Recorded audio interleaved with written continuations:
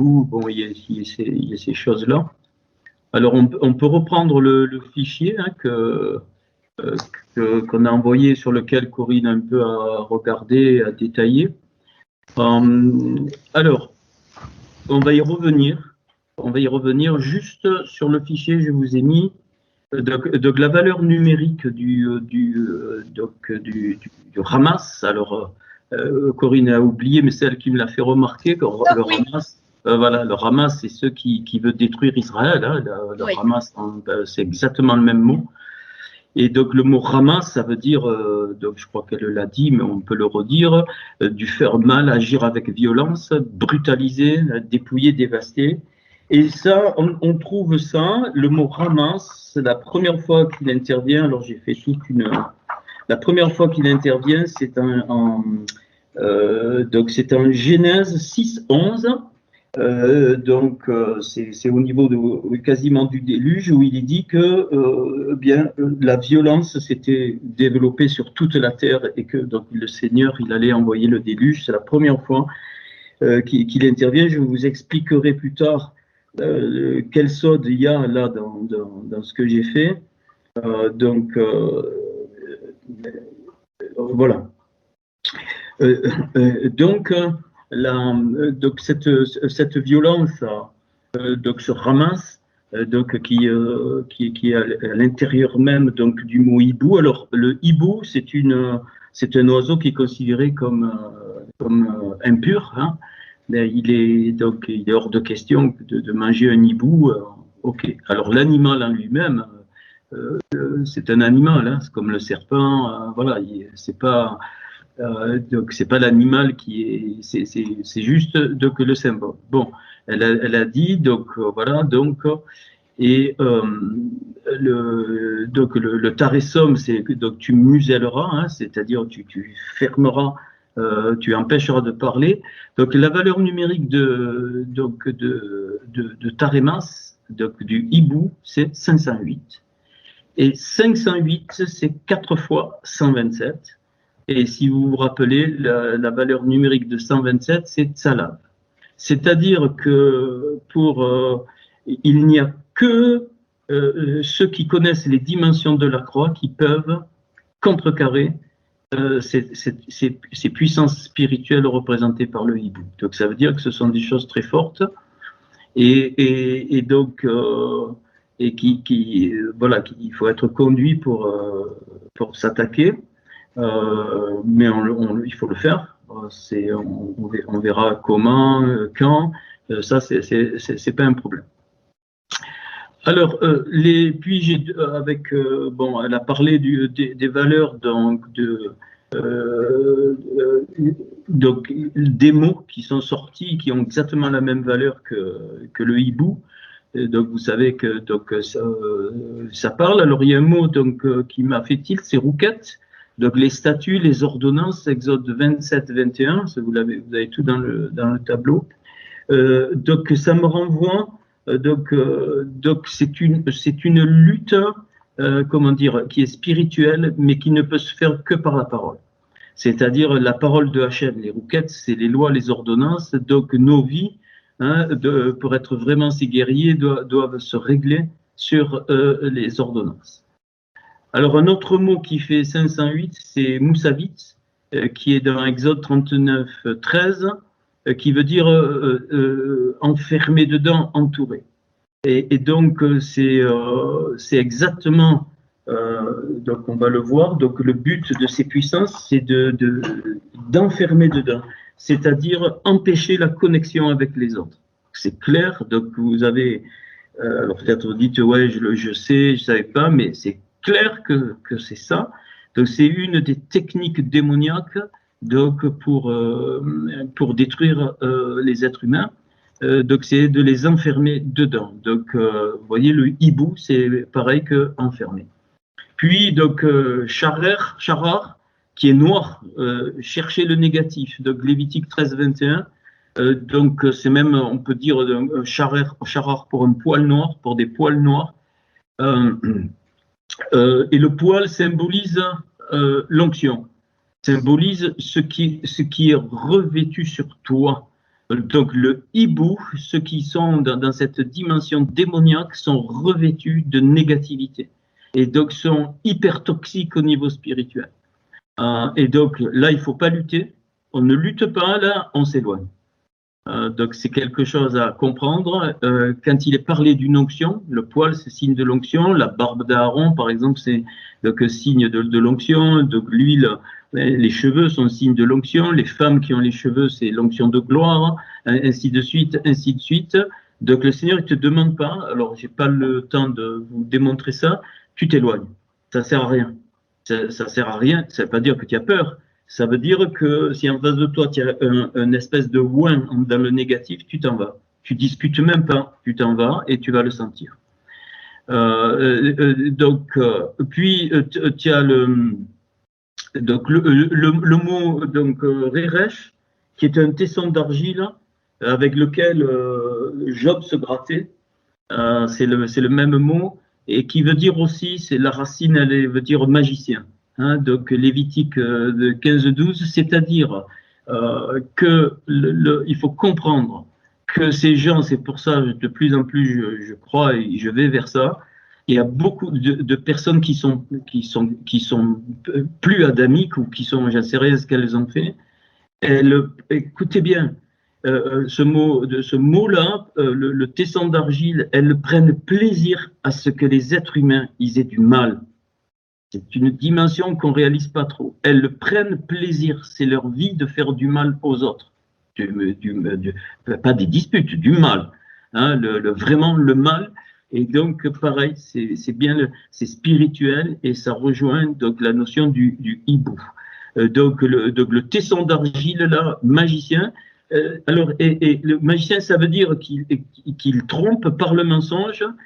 Et comment ils font du mal? Parce qu'ils pensent que ça leur fait du bien. J'explique. Job, quand il s'est gratté avec le tesson, ça lui faisait du mal, mais apparemment, ça le soulageait. Et donc, c'est la notion de la carotte et du bâton. C'est-à-dire, tu avances, tu as l'impression d'être soulagé, puis c'est pire après, tu reçois un coup.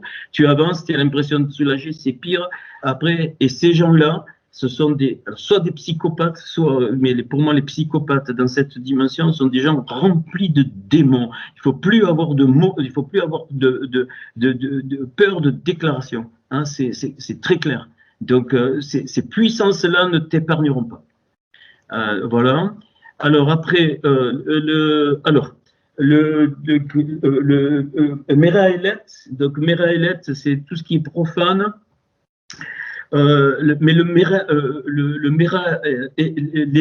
Meralélet, c'est une souillure qui entraîne la maladie, qui entraîne une pollution. Donc Lévitique 21:9, par exemple la lèpre, ce qui peut se passer à l'intérieur du corps.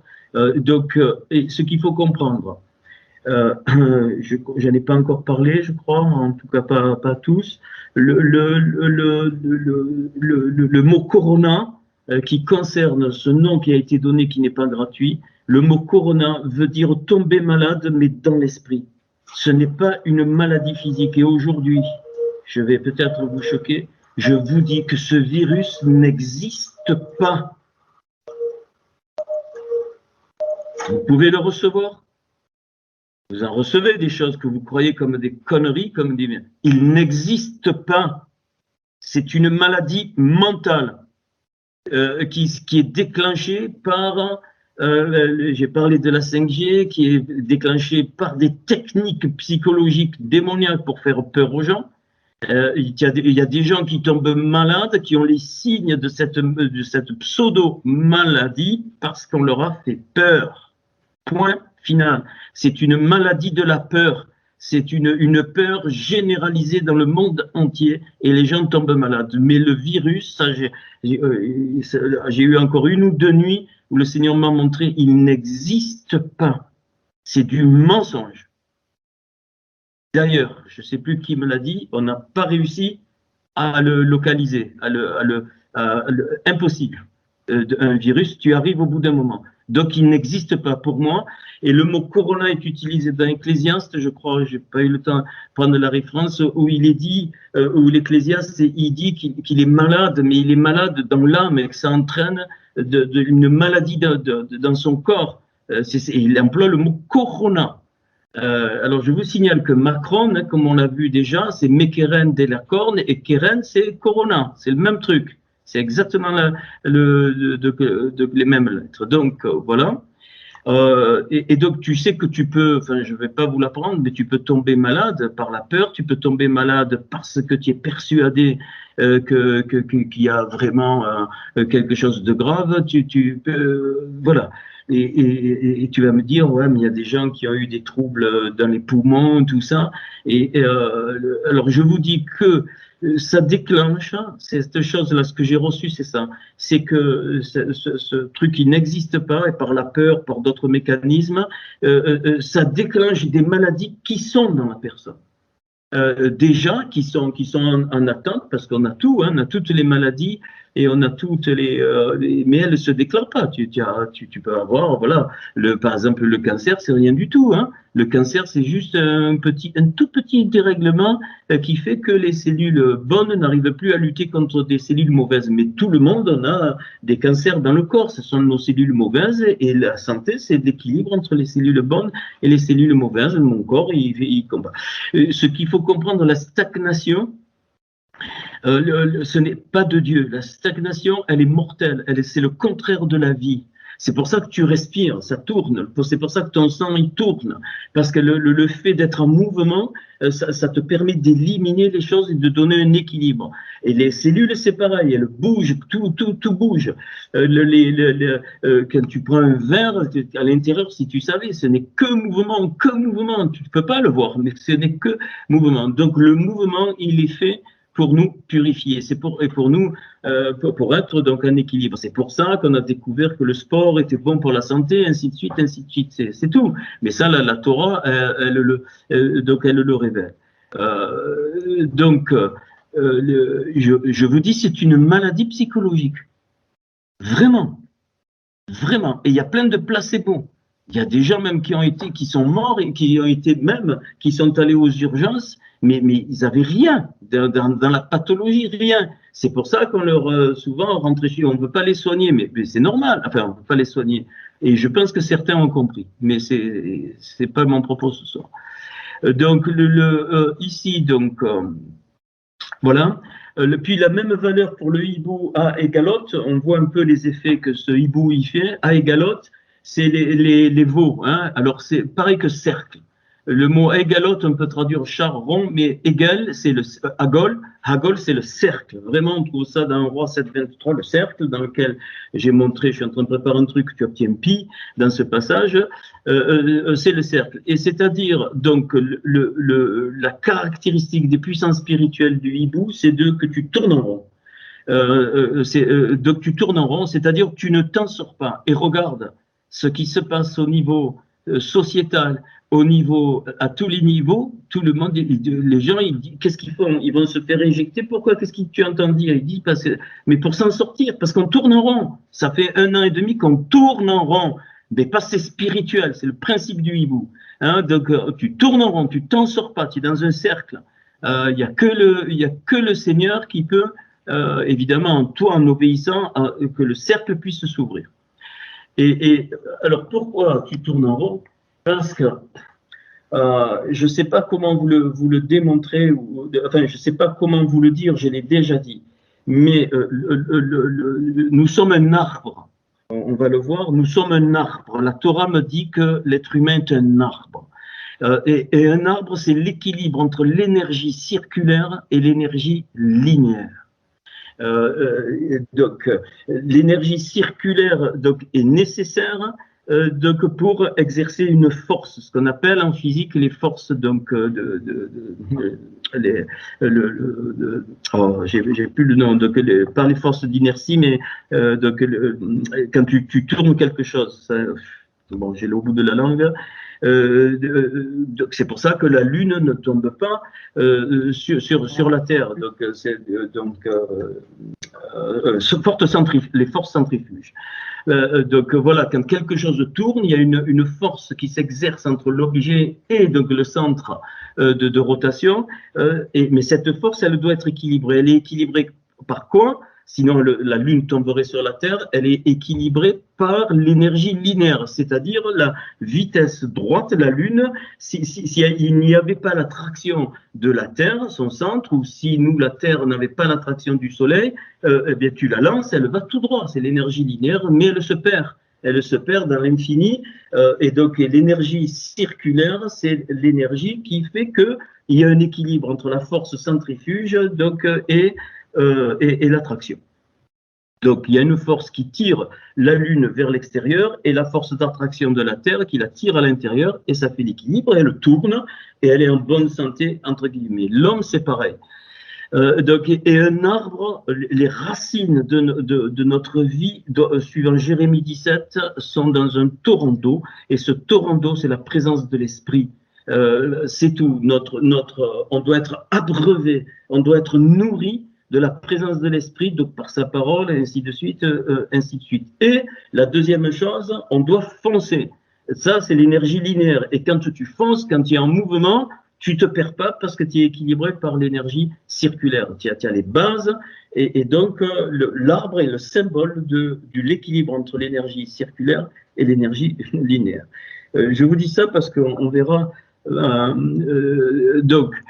Et là, le principe du hibou, c'est de supprimer l'énergie linéaire, c'est-à-dire de rendre les gens statiques, et ils tournent en rond, non seulement tout seuls, ça c'était le mot d'avant, mais tous ensemble, ils tournent en rond. Toutes les sociétés dans tout le monde entier, ils tournent tous en rond parce qu'ils ne savent pas comment s'en sortir. Donc, c'est important. Donc, le mot Yitaneram, alors, donne une clé. Donc, la repentance dans le sens que je voulais enseigner, qui va avec la consolation, qui veut dire aussi consoler.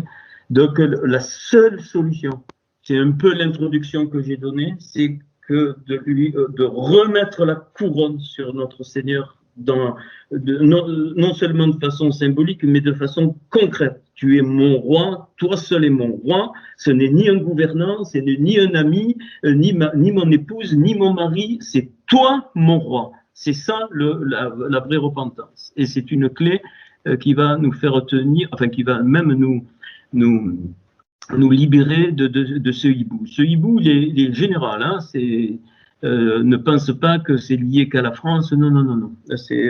C'est quelque chose de général. Alors, je continue, parce que je croyais que c'était Corinne qui allait faire le truc. Et puis, donc, Netarim, qui fait aussi 5 à 8, c'est partager, hein. Partager dans le sens couper en morceaux, détacher aux jointures. Les bouchers, ils font le netarim, hein, chez les Juifs qui connaissent ce morceau, c'est de partager la viande donc en morceaux, partager les membres, enlever ce qui fait l'injonction entre les membres. C'est exactement ce que ces gens-là font, et c'est exactement ce qui se passe dans les milieux religieux, hein. Il n'y a plus de contact, c'est pas le fait de se voir, il n'y a plus de vrai contact. C'est pour ça que je me bats pour qu'on arrive ensemble à rentrer dans une dimension très forte du corps. Hein, Jean-Marie nous a envoyé un petit mot, il a raison, peut-être il en parlera, et il faut pas se culpabiliser, on n'y est pas, on est tous à des niveaux différents, on n'y est pas, mais parce qu'on est imprégné depuis des lustres, on est imprégné dans cette dimension sociétale qui n'a rien à voir avec celle du Seigneur. C'est pour ça qu'on a du mal même donc à réaliser ce corps. Alors, j'ai l'impression de me répéter, mais il faut parfois répéter les choses. Depuis l'enfance, on t'a dit, alors comment ces gens-là veulent diriger de tout temps. Ça s'est fait petit à petit. On s'en aperçoit maintenant. Alors on t'apprend, on prend les enfants, on les met, tu te rends compte, je sais pas, 5 heures, 6 heures, 7 heures à l'école, puis ils rentrent. Et puis l'État, il continue à être roi des enfants, on va le voir. roi des... Mais c'est très grave, ça c'est très grave. Le roi des enfants, parce qu'il faut qu'il fasse les devoirs à la maison. Attention, je suis pas contre, vous allez comprendre. Et puis, donc, on a vécu ça. Puis, alors, il y a la maîtresse, et puis, il faut se soumettre à toutes les lois. Nous sommes dans une société, donc, ok, pas de souci, ainsi de suite. Donc, l'éducation, la politique, l'économie, la finance, tout est fait pour te voler les enfants. Tout est fait pour voler l'enfant dès leur jeune âge. Et ça ne fait pas que maintenant. C'est pas depuis tout ça, là, ça se révèle. Mais depuis des années, même en 1952, l'année où je suis né après-guerre, c'était ça. Voilà. Pourquoi tu imposes une forme d'éducation? C'est archi faux, bien sûr, mais il faut sortir de ça. Bien sûr, on y est dedans, mais si tu sors de ça, c'est une dimension explosive. Il y a d'autres formes d'éducation. L'art et la culture a été un peu épargnés, plus maintenant. Ce qui s'est passé là avec cette révélation, parce que l'artiste est forcément un rebelle, sinon il ne serait pas innovateur. Le vrai chercheur est forcément un rebelle, sinon il ne serait pas innovateur. Et un prophète est forcément rebelle, parce que quand le prophète parle, il faut le tuer. C'est très clair, hein, c'est net et précis. Pourquoi le Seigneur dit qu'il veut un peuple de prophètes? C'est dans ce sens, c'est-à-dire un peuple d'innovateurs. Or, qu'est-ce qu'on a fait? Dans ce côté statique, on a jeté toute la responsabilité, l'État s'en occupe. Il s'en occupe tellement bien. Tu veux un roi, je te donne le roi. Mais sache qu'il va prendre tes fils, écrit de Samuel. J'ai enseigné là-dessus, il faudra vous écouter si vous le voulez. Il va prendre tes terres, il va tout prendre. Tu crois quoi, avoir quoi? Mais tu rigoles, tu n'as rien du tout. Même si tu as une maison, mais rien ne t'appartient. Tu le verras. Ce n'est que Dieu. Donc, il faut comprendre la débilité de nos sociétés occidentales et autres. Les Papous, les aborigènes d'Australie sont bien plus près des lois de Hachem au niveau sociétal que nous. Et ça, on veut pas le reconnaître. Et donc, mais on le reconnaît par le résultat. Et ça aussi, à l'intérieur, il faut sortir de ça. C'est sortir des limites. Mitzraïm. Moi, l'Éternel, premier commandement, moi, l'Éternel, ton Dieu, il dit pas, j'ai créé tout l'univers, je t'ai fait sortir des limites, je t'ai fait sortir d'Égypte. Et toute notre vie, on doit sortir des limites. C'est à l'intérieur que ça se passe. Et c'est un choix. On décide de vivre dans ce monde, on respecte des règles de ce monde, mais en étant libre dedans. Et puis, si un jour on ne veut plus respecter, il y en a qui le font, on se tire, on déchire tout. Carte bleue, banque, allez vous faire foutre, vous, l'argent, et toutes vos conneries. Oui, il faut accepter que ce sont des conneries, ce sont des bêtises, ce sont des objets que les puissances spirituelles nous font centrer dessus pour nous occulter l'essentiel. L'essentiel, c'est la vie de Hachem. L'essentiel, c'est la mission pour laquelle il t'a attribué la vie. Et si on doit rester dans ce monde, on reste. Mais comme a dit Paul, usant du monde comme n'en usant pas. C'est-à-dire, rien ne doit nous toucher, absolument rien. Et on n'est pas obligé de se soumettre à leurs règles.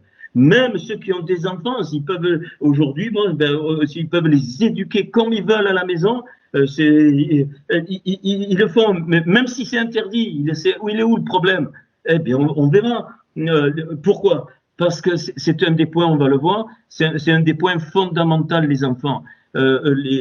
Pourquoi? C'est la génération. Pourquoi? Parce que quand tu te reproduis, c'est une partie de ton âme qui passe à tes progénitures. Tu le sais, ça? Alors, je ne sais pas si je l'ai dit ici, mais tu sais que quand ton étincelle est descendue, tu t'en souviens pas. D'abord, tu as décidé de descendre. Hachem, il t'a pas obligé, hein? Tu as dit en tant qu'étincelle, oui, je descends. Je descends avec la mission que tu me mets, Hachem,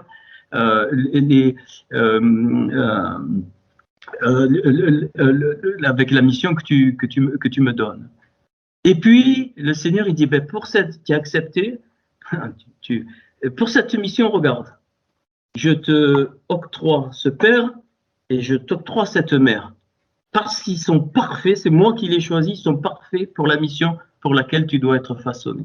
C'est pour ça que le 5e commandement, c'est tu honoreras ton père et ta mère. Parce tu as dit à Hachem, d'accord, je descends avec ce père et cette mère. Donc, tu as choisi ton père et ta mère. Ah!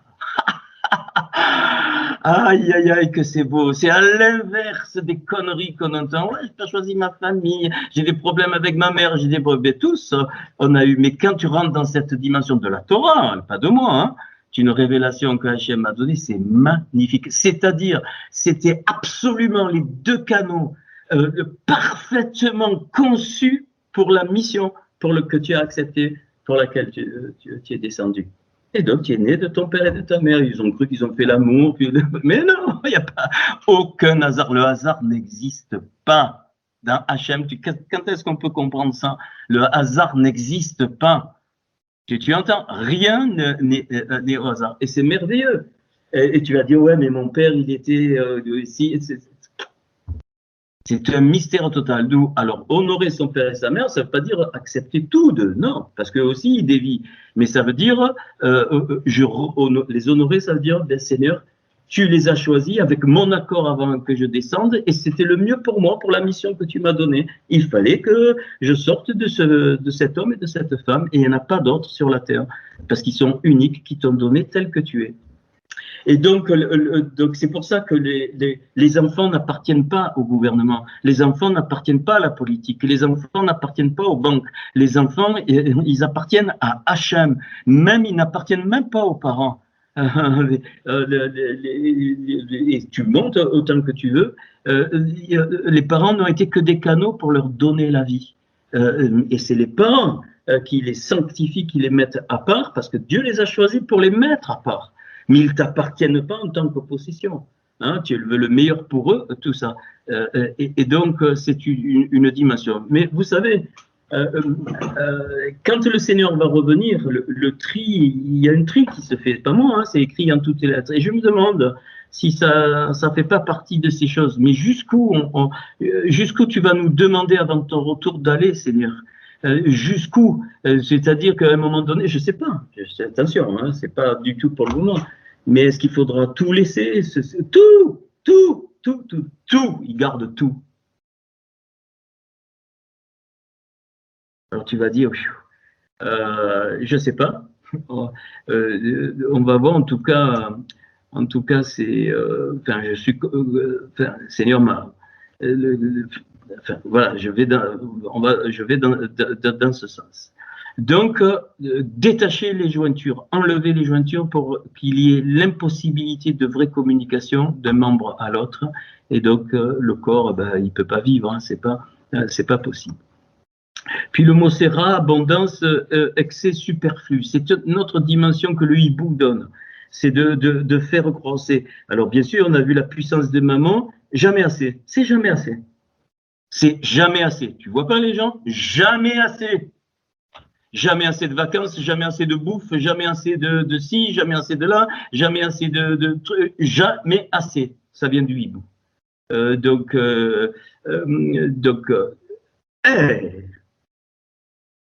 simple. Si vous ne redevenez simple comme des petits enfants, vous ne verrez pas le royaume. Simple. Tu as un bout de pain. Contente-toi d'un bout de pain. Tu connais des frères et sœurs, contente-toi. Qu'est-ce que tu vas te compliquer? Le Seigneur a mis des voies toutes simples, mais l'homme est allé chercher bien des détours, dit l'Ecclésiaste. L'homme est tellement cherché des détours, regarde le fruit de notre société. Les villes, c'est l'inverse du mot rat, mal, c'est concentration de mal et de péché. Et si plus on peut s'éloigner de la concentration, peut-être qu'il faudra retourner à un état de nature. Pourquoi pas? J'en sais rien. Mais qu'est-ce qu'on va, l'autre il a ça en plus, et puis je veux ça, et puis ça, et puis ça. Mais qu'est-ce que c'est? Mais c'est pas ça qui te file le bonheur, mais pas du tout. Pas du tout. Tu as une preuve flagrante. Les milliardaires, ils ont tout. Il y en a qui se crèvent, qui se suicident, mais parce que le bonheur c'est pas ça, c'est pas parce que tu as plu, c'est pas parce que tu es parti en vacances, mais c'est faux, tu peux partir tu as fait plaisir. Tu as pas jamais remarqué que les gens ils ne vivent pas le moment, ils vivent toujours projetés constamment, mais Hachem il veut pas ça. Il te dit, mais toujours projeté, toujours projeté, toujours projeté.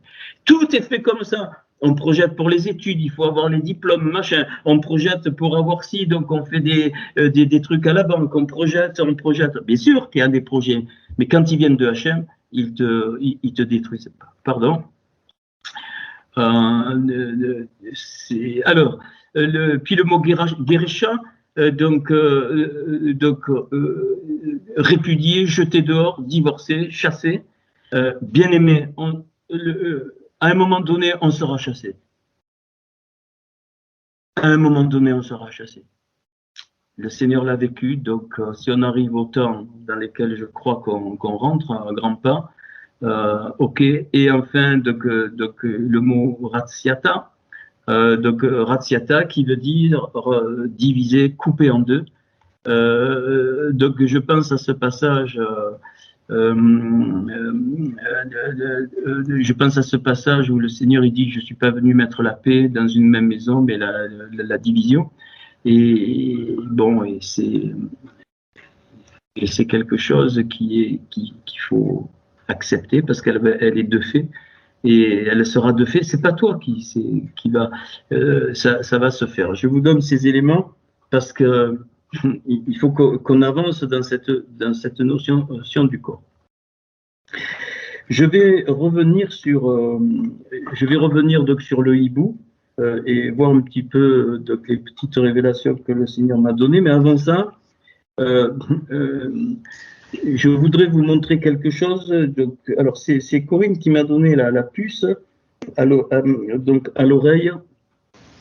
C'est qu'en fait, l'élément porteur très négatif dans ces produits, je parle de ça parce qu'il faut le faire, c'est le graphène. Hein. Le graphène, on sait, il y en a dans les masques, il y en a dans les cotons, il y en a dans le liquide truc. Et ça, alors tu as, c'est incroyable. Et je vais vous montrer que c'est spirituel, parce que ça, en faisant cette étude, j'ai été conduit donc le mot graphène, donc c'est le guimène, le resh, j'ai pas eu le temps de le p et le nun, et qui donc la racine c'est balayer, saisir, emporter. Alors donc le mot apparaît grapham dans Juge chapitre 5. Et c'est l'histoire de Déborah qui est une guerrière qui se lève avec Barak. Et ça m'a beaucoup parlé, ce Juge chapitre 5. Et donc elle se lève pour combattre. Et à un moment donné, donc il est parlé donc de Guérapham, c'est-à-dire c'est elle fait un cantique, Juge 5, et elle dit que le torrent pardon, alors, donc, je vous lis quelques, enfin, je vais le lire, mais le verset 21 dit le torrent de Kison les a balayés. C'est le graphène. Et donc, la valeur numérique de graphène, c'est 333. 3, très facile à retenir. Donc, il y a quelques mots que j'ai pu sortir.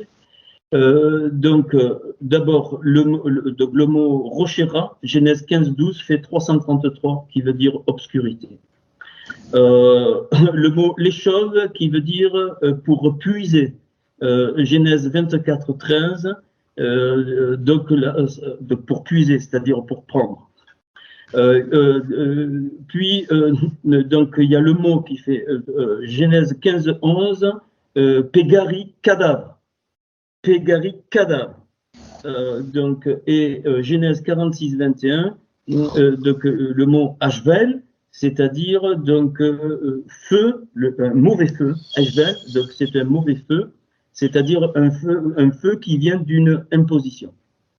Voilà, j'ai pas tout sorti, il y en a d'autres, mais ce Juge 5, alors le verset 13 me dit, alors on va le prendre, Juge 5, c'est donc le cantique de Déborah et de Barak, Et il est dit, alors je vais vous après, donc des chefs se sont mis donc à la tête du peuple en Israël, et le peuple s'est montré prêt à combattre, bénissant l'Éternel.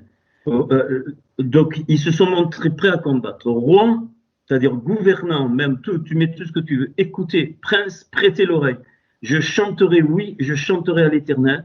Je chanterai à l'Éternel, le Dieu d'Israël. Ô Éternel, quand tu sortis de Séhir, quand tu t'avanças des champs d'Édom, la terre trembla et les cieux se fondirent et les nuées se fondirent en eau. Les montagnes s'ébranlèrent devant l'Éternel, de ce Sinaï devant l'Éternel, le Dieu d'Israël, au temps de Shmagar, fils d'Anat, Anat c'est les grands là, au temps de Yaël, les routes étaient abandonnées et ceux qui voyageaient prenaient des chemins détournés. Mais quand tu penses à l'état de notre société, ce texte est parlant. Les chefs étaient sans force, en Israël sans force. Quand je me suis levé, moi, Déborah, quand je me suis levé comme une mère en Israël, il avait choisi de nouveaux dieux. Ils avaient choisi de nouveaux dieux. Alors la guerre était aux portes. On ne voyait ni bouclier, ni lance chez 40 milliers en Israël. Ça dormait de tous les côtés. Mon cœur est au chef d'Israël, à ceux du peuple qui se sont montrés prêts à combattre. Bénissez l'Éternel. Qui se sont montrés prêts à combattre. C'est la même situation. C'est vous qui montez de blanches ânesses, vous qui avez pour siège des tapis et vous qui marchez sur la route, chantez. Que de leur voix les archers du milieu des abreuvoirs célèbrent les bienfaits de l'Éternel, les bienfaits de son conducteur en Israël. Alors le peuple de l'Éternel descendit aux portes. Réveille-toi, réveille-toi, Déborah. Alors Déborah, c'est l'abeille, hein, c'est le symbole de la ruche, c'est le symbole du corps. Réveille-toi, réveille-toi, dit un cantique. Lève-toi, Barak, et amène les captifs, fils d'Abinoam. Alors là, ça m'a parlé. Verset 13. Alors un reste du peuple triompha des puissants. Un reste du peuple triompha des puissants, des gouverneurs, des politiques, mets tout ce que tu veux. Un reste du peuple. Ils étaient petits. Donc vous allez voir, c'est spirituel. Hein. L'Éternel me donna la victoire sur les héros. Bon, je le lis. D'Éphraïm arrivèrent les habitants d'Amalek, donc les ennemis jurés d'Israël. À la suite marcha Benjamin parmi sa troupe, de Makir vint des chefs et de Zabulon des commandants.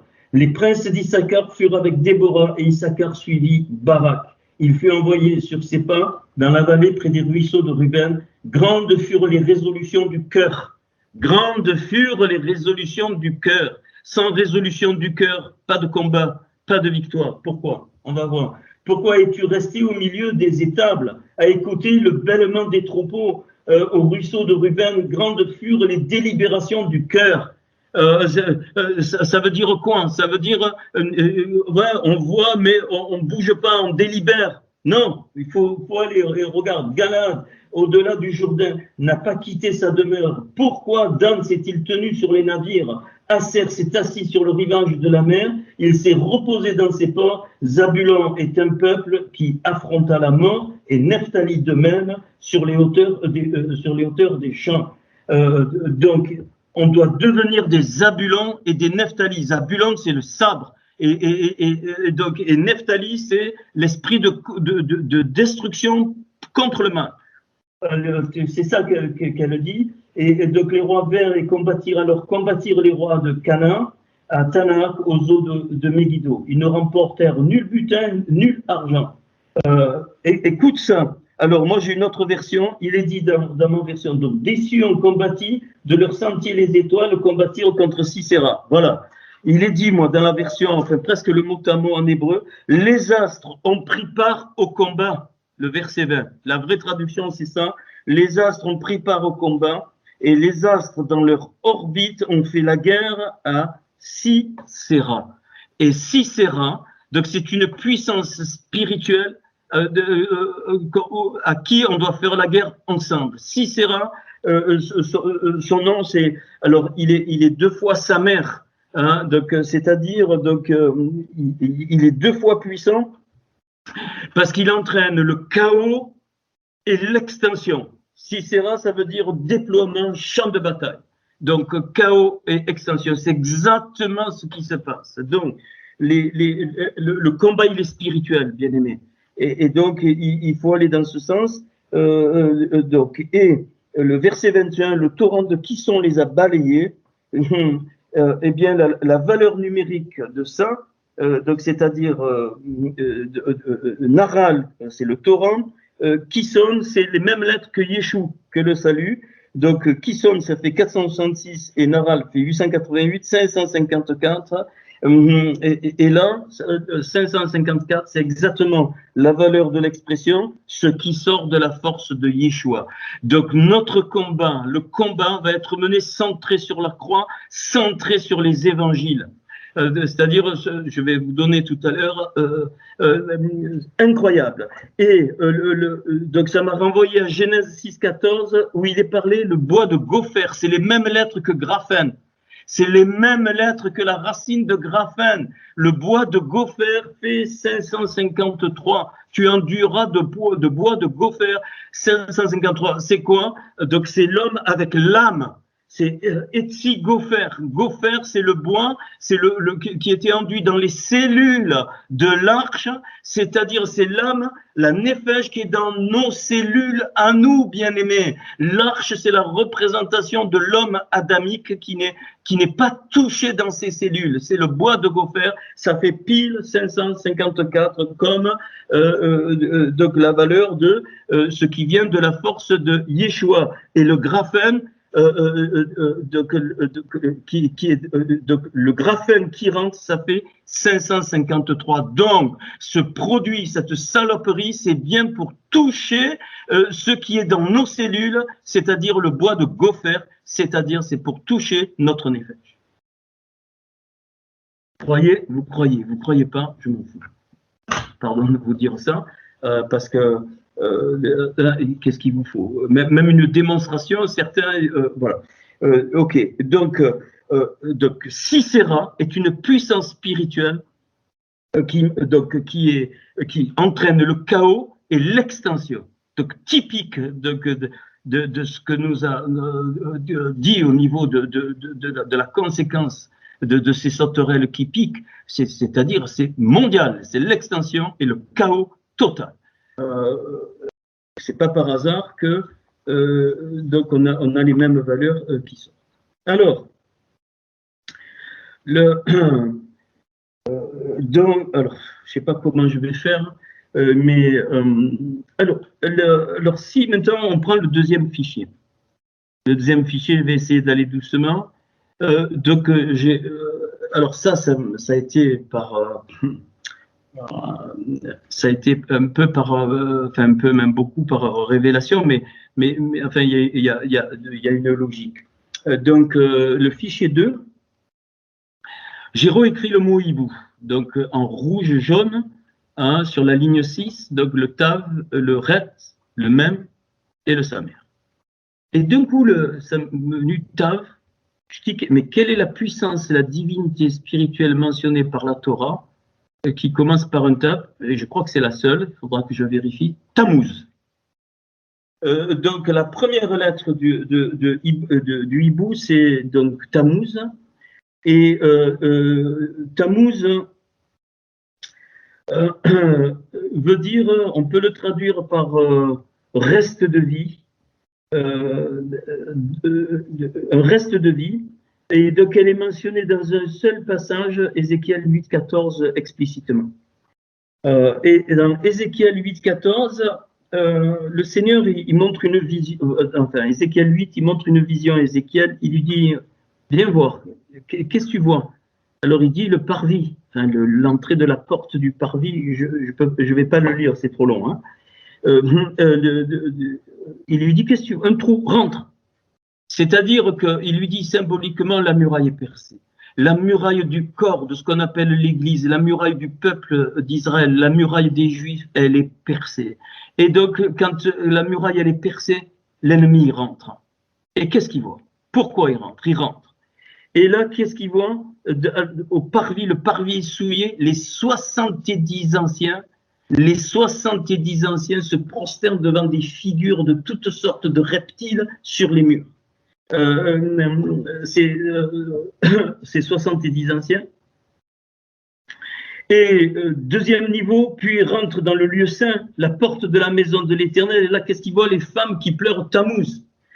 Tammuz, qui est la divinité de la nourriture et de la végétation, de la nature. C'est-à-dire, on a clairement là l'abandon de la vie spirituelle, ça veut dire Tammuz, reste de vie, l'abandon de la vie quasiment totale spirituelle pour une vie matérielle.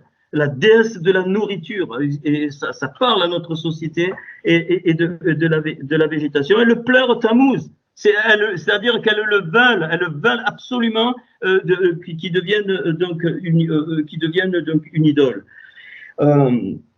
Et c'est alors.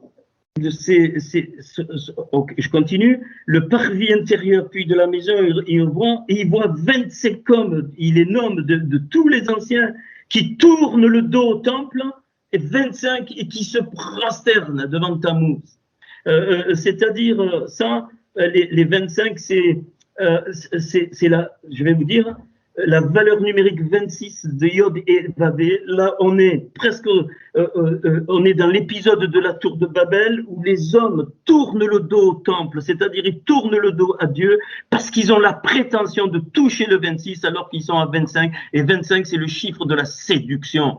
Et la séduction spirituelle qui a envahi tous les peuples de Dieu, sans exception, les églises, ceux qui sont sortis, ceux qui sont pas sortis, les groupes, tout le monde, pareil, envahi. C'est pour ça que ça les dérange pas. Or, ce 70, il m'a amené où? Ça m'a fait tilt. Apocalypse 13. Apocalypse 13, il lui dit à Jean, viens, il voit. Puis je vis monter de la mer une bête qui avait 10 cornes et 7 têtes. 10 coronas. Je vous annonce prophétiquement par cette parole qu'il y aura 10 variants. Au total. Je ne veux même plus prononcer ce mot. 10 conneries de leur sac. 10 cornes, 10 coronas et 7 têtes. Écoutez, il y a 7 pays qui prônent sans arrêt la mondialisation, je vais vous les nommer, et qui correspondent au Deutéronome, qui sont cachés, 7, et ça va nous ouvrir après pour des futurs combats. Alors, New York, avec les États-Unis, qui prônent la mondialisation. Tokyo, le Japon, qui prône la mondialisation. Londres, l'Angleterre, qui prône la mondialisation. Paris, la France, qui prône la mondialisation. Hong Kong, la Chine, ou Shanghai, c'est pareil, qui prône la mondialisation. Mumbai, l'Inde, et enfin Sao Paulo avec le Brésil. Ces 7 pays-là sont les fers de lance de la mondialisation pour le monde entier. 7. Donc les 7 têtes, c'est eux. On est dans ces temps, bien aimés. Et les 10 cornes, c'est les 10 saloperies de cette espèce de virus qui n'en est pas un, de ce mensonge. 7 fois 10, ça fait quoi? 70 anciens. C'est-à-dire que le principe des 10 cornes et des 7 têtes était déjà de l'époque d'Ézéchiel. Les 70 anciens, ils sont rentrés dans le parvis. Les nations sont dans le parvis. Il est dit dans un autre texte que les nations fouleront le parvis de Jérusalem. Elles ne peuvent pas aller plus loin. Ok. Eh bien, les 7 nations, tu les trouves dans Deutéronome 7, 1, où le Seigneur il dit, quand je t'envoie, tu élimineras les nations qui n'ont pas lieu d'être là, les malfaisants. Alors il les nomme, je vais vous les nommer. Et en hébreu, je vous donne la correspondance que j'ai eue avec la signification, les Essiens en français, mais c'est les Haritis. Haritis, ça veut dire terreur, brisé, épouvanté. Donc les Essiens, on ne doit pas se soumettre aux Essiens. Qui sont-ils? Le Japon. Ça correspond au Japon. Alors Deutéronome 7.1, les Girgasiens, il lui dit tu les dégageras. Girgaz, ça veut dire sur un sol qui est complètement argileux. Le seul pays qui a le plus de terrain d'argile, c'est l'Angleterre. les Girgasiens représentent symboliquement l'Angleterre. Mais là, on est dans le monde spirituel, hein, bien comprendre. Les Amoréens, Hamori, c'est ceux qui parlent, ceux qui disent, ceux qui prononcent, ceux qui parlent beaucoup, beaucoup. C'est notre pays, la France.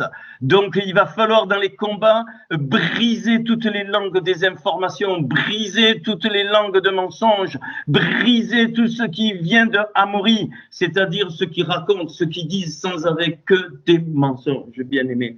Je passe à l'autre, donc les Cananéens, les Akanani en hébreu, qui sont des marchands, qui veut dire aussi terre basse, qui veut dire aussi, alors elle est tellement basse qu'ils ont fait là-bas des trucs pour l'eau, là, des barrages, et qui commercent et qui sont soumis d'une très grande soumission. Le même mot, vous vérifierez avec les codes Strong.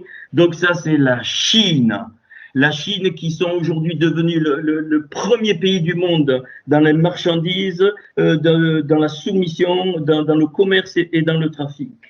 Plus les Phérésiens, donc à Périsie, c'est-à-dire ce sont un ensemble qui étaient des villages, donc des villageois, mais qui sont devenus des chefs meneurs et des guerriers. Ce sont les États-Unis, les US.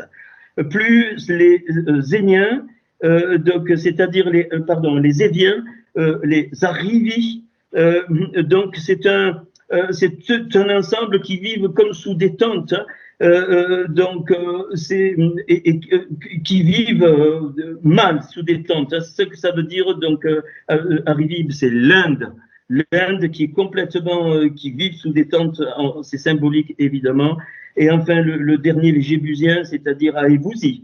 Ébouzi qui veut dire fouler aux pieds, c'est un endroit de battage et aussi qui veut dire rejeter. Eh bien, c'est le Brésil, qui est un pays émergent, comme l'Inde. Ces deux derniers pays sont des pays émergents. Voilà ce que j'ai eu du Seigneur. Je dis pas qu'il y a tout, des sept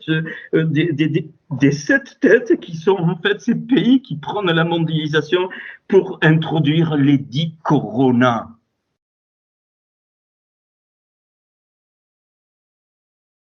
Je vous signale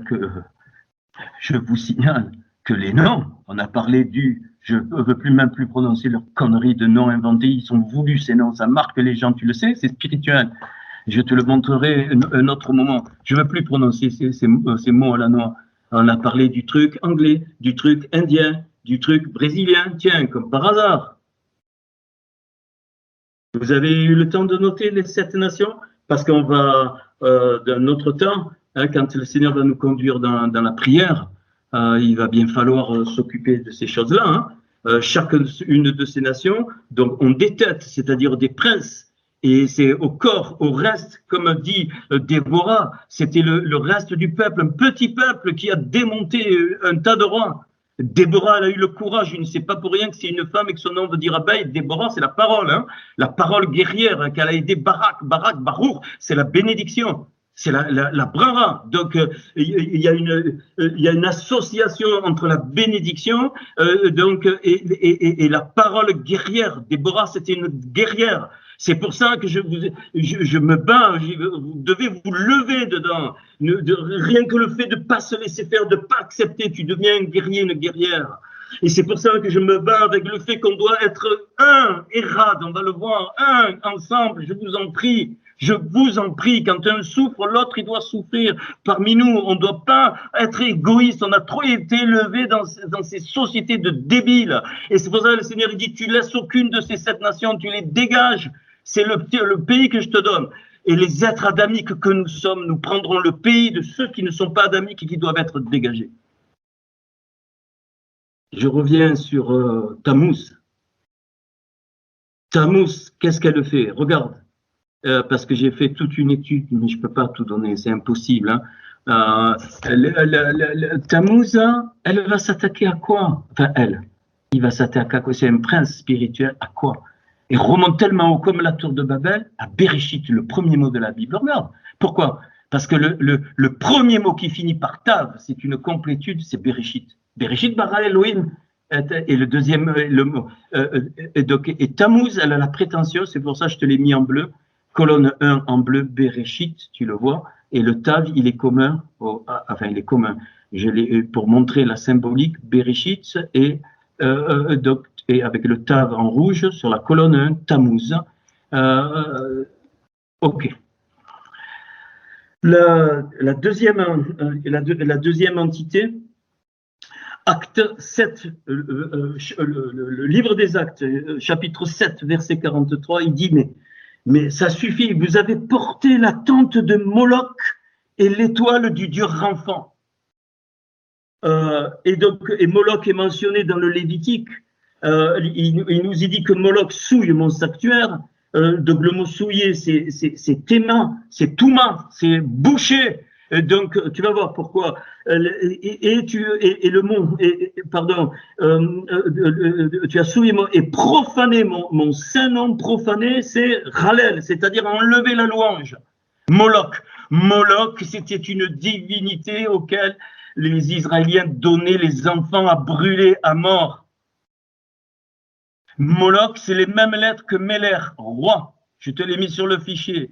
Donc nous avons donné, mais nous devons vraiment une repentance à tout casser, je pense. Je ne sais pas comment on va la vivre, dans le sens remettre la couronne. Nous avons donné nos enfants à Moloch. Moloch représente les gouvernements, représente l'éducation nationale.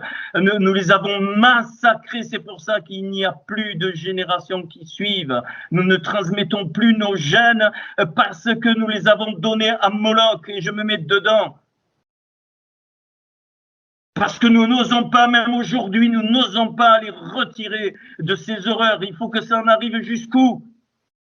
Jusqu'à ce que les mères, comme il est dit dans Jérémie, mangent leurs propres enfants pour ne pas les donner à Moloch, les mangent. Vous ne me croyez pas, je le sens certain. Il dit, il est fou, il est devenu fou. Je ne suis pas fou, bien-aimé. Je vous dis que si ça continue, vous verrez, on t'enlèvera tes enfants. Pour raison sanitaire, on te les enlèvera. Et on va les formater, parce qu'on a été formatés. Si nous n'acceptons pas ça, si nous n'acceptons pas ça, c'est ça le hibou. C'est pour ça, Corinne et sa fille, ils ont senti des trucs très très mauvais, même des sacrifices d'êtres humains. Mais bien sûr, je continue. Donc, tu le vois, colonne 3, Moloch, tu le vois, dans le même donc, du hibou, là, dans le même du hibou, tu as Moloch, lui, alors carrément, Moloch, parce que c'est l'origine de toute création, il remonte le premier mot qui finit par même, c'est Elohim. Il a le culot de remonter jusqu'à la dimension de toutes les forces créatrices de tous les univers. C'est comme la tour de Babel, voire pire. Et là, alors, je vous donne donc Lévitique 20, versets 2 à 5. Donc, verset 5. Pour se prostituer, on va le voir derrière Moloch. Donc, ils se prostituent du milieu de leur peuple. Donc, je vous dirai ça. Et Moloch, il est relié à Baal, suivant Jérémie 32-35. Donc, Tammuz. Donc, et c'est clair ça. Je vous l'ai dit. Et donc, Moloch est relié donc à Baal.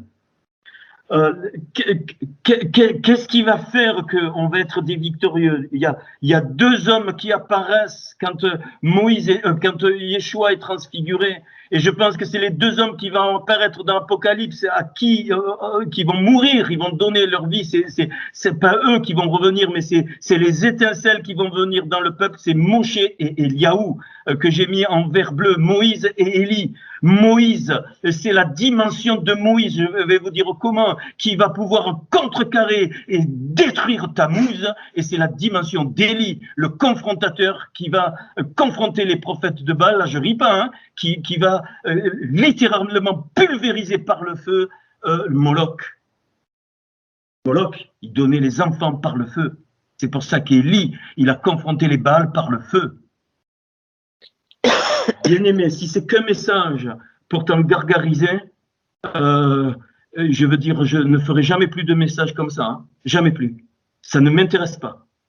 Moi, je vous donne des révélations pour notre temps, là, aujourd'hui, on y est en plein dedans. Bien sûr que ça implique des choses fortes, on ne sait pas, mais déjà dans le monde spirituel et ensemble, on va affronter tout ça ensemble. Tes petits-enfants, pareil, ils sont tous, nos enfants, ils ont été une part à Moloch. C'est clair, net et précis, ils ne t'appartiennent pas. C'est pas un poids de culpabilité, c'est je veux que les yeux s'ouvrent, bien-aimés.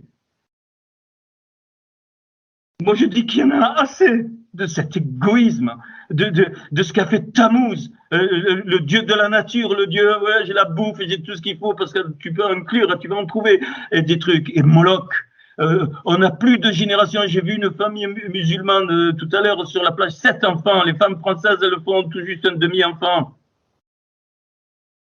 Alors, l'Écriture, elle me dit que les enfants sont des flèches dans le carquois. Nos flèches, elles ont disparu, mais bien sûr, c'est pas physique, mais même nos enfants spirituels, qu'est-ce qu'on génère dans l'esprit? Qu'est-ce qu'on génère? Voilà, c'est les deux puissances auxquelles on a affaire par le hibou, Tammuz et Moloch. Ok, maintenant leur principe. Là, vous revenez au petit tableau que j'ai pas fini, hein, enfin, il y a plein d'autres trucs, mais je peux pas, hein. Je peux pas. Colonne 2. Donc Tammuz, il génère quoi? Les rochères. Regarde en rouge. Le premier mot de la Bible, c'est les rochères. Le principe des ténèbres, les principes de la confusion, le principe du mensonge, le principe de la vapeur, le principe. C'est pour ça que les gens, ils sont comme anesthésiés. Tu le vois pas, tu peux leur parler, on dirait qu'ils n'entendent pas. Qu'est-ce que c'est qui va s'opposer à ça? Le premier mot qui finit par le ret en rouge, magnifique. La rouar, l'esprit de Hachem, la rouar, l'esprit de vérité, le émet, l'esprit qui va proclamer les révélations de la Torah par l'esprit, de la Béchora par l'esprit, bien-aimé. Il n'y a que ça. C'est pour ça que je comprends maintenant et que je suis acharné en vous disant, si tu vis par l'esprit, marche suivant l'esprit, s'il te plaît, marche suivant l'esprit, parce qu'alors là, tu confrontes Tammuz. Tu sors de la matérialité. Donc ça, c'est la part de Moïse, de l'étincelle de Moïse, Moshe. On va le voir comment. L'équilibre, il se fait entre Moïse et Élie. Et puis la colonne 4, le Samer. Donc le Samer du hibou, donc le premier mot qui finit par Samer dans l'écriture, c'est Ramas. On l'a vu, Ramas, Genèse 6, 11, toute la terre était violente. Le Moloch, c'est la violence, c'est l'oppression, c'est la tyrannie, comme il fait cet individu, la tyrannie, sans se soucier de quoi que ce soit, il impose, c'est ça la violence. Genèse 5, 1. Et qu'est-ce que c'est qui va contrer ça? Très beau. Le premier mot de la Torah qui commence par sa mère, c'est Sefer. On a traduit voici l'histoire de Toldot. Sefer. Voici le livre. C'est le livre de la postérité, l'histoire de la postérité. Sefer, c'est le livre, c'est la Torah, c'est la Béchora accomplie. Donc la seule chose qui va briser Moloch, c'est la vérité du livre. Et parce que nos vies, nos âmes sont inscrits dans le livre de vie, parce que le livre de vie, c'est la Torah, et notre vie accomplie par la Torah devient Béchora, c'est-à-dire Yeshua. Voilà pourquoi le mot hibou a 4 lettres et 4 fois 127, ce qui va s'opposer au hibou, c'est les 4 évangiles et la compréhension des 4 évangiles qui sont révélés. On va y venir, bien aimé. Je me suis aperçu d'un truc magnifique. Deutéronome 15, 7, oui. Alors, je l'ai mis dans le fichier, lisez dessous, petit fichier, il est loin d'être complet, je peux pas, tout en bas, Lévitique 25, il y a une expression par rapport à Moloch, il est dit et rayé à Moloch. Donc tu peux lire derrière ou autre, c'est le mot autre. écoute bien, hein, autres, donc roi, derrière le roi. C'est-à-dire, ces autres, ils se sont mis derrière le roi. Alors, tu peux traduire par derrière, mais par autre, c'est le même mot. Et Deutéronome 15:7, donc, il me parle de Mérad, donc, et Riera. Un, tes frères, l'unité de tes frères, avec tes frères, l'unité. Regarde. Le mot Erié et le mot Erad, alors tu peux enlever le Yud hein, parce que c'est au pluriel, donc Erar ça veut dire les autres et Erad ça veut dire un.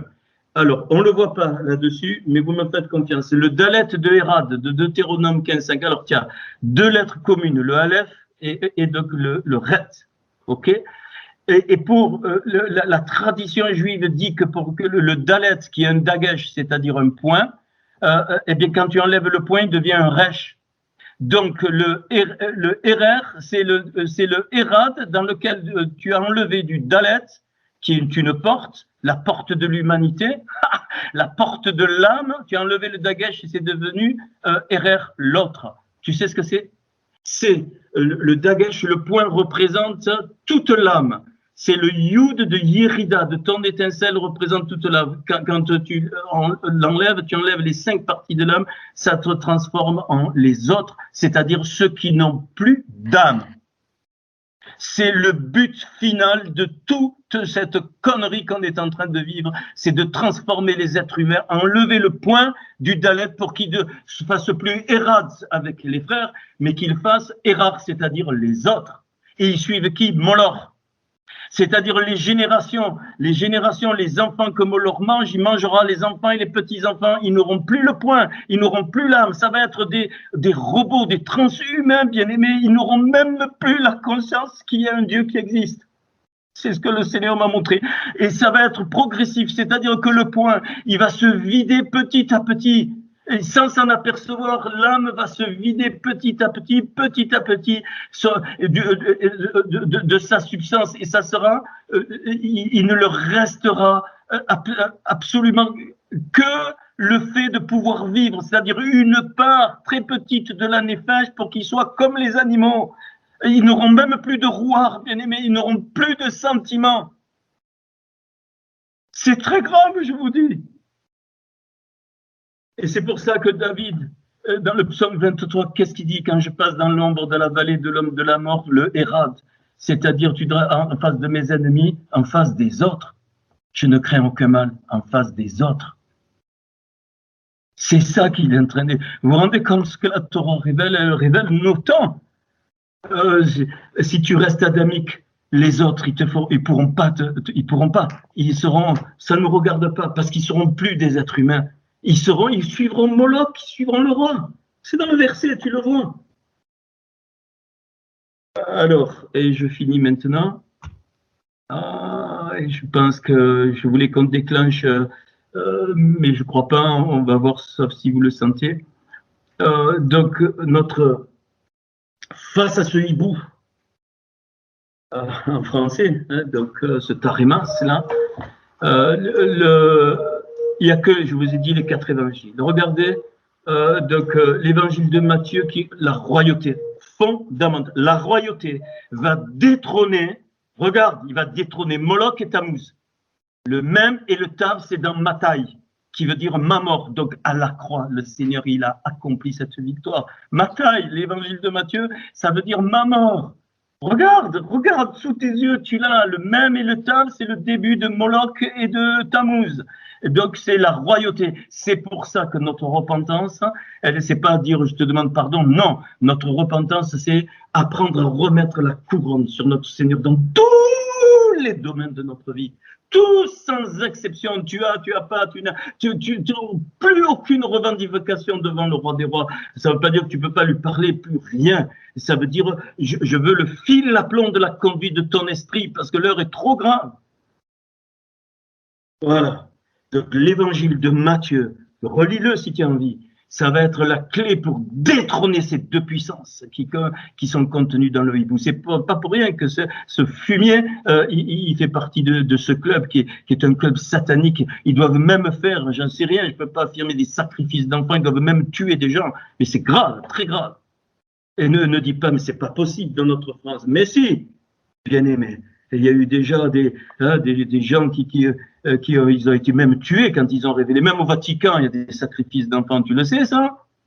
Ils boivent le sang des êtres humains, ces enflures, tous ces gros lards là, tous ces fumiers. Tu entends ça? Parce qu'il n'y a pas plus haut dans le monde spirituel négatif. Boire du sang des animaux, c'est déjà une chose, mais boire du sang, il y a certains qui connaissent la sorcellerie dans les îles, ils vont l'affirmer. Hein.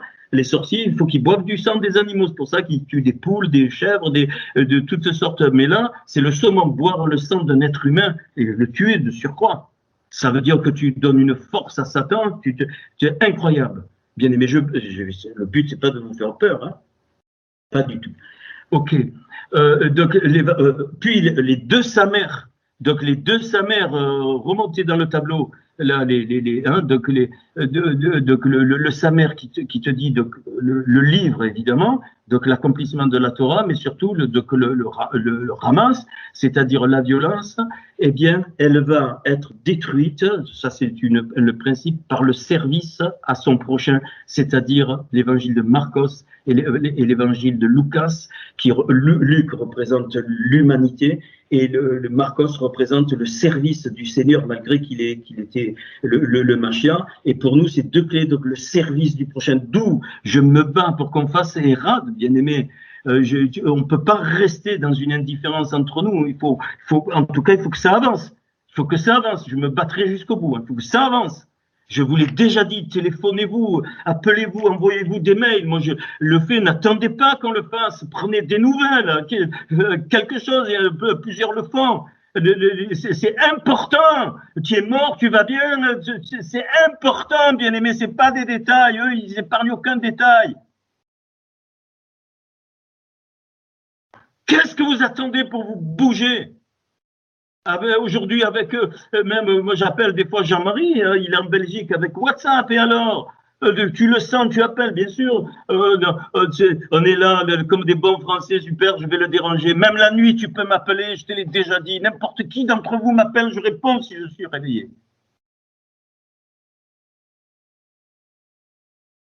On n'est pas dans cette dimension, hein, je dois dormir et machin.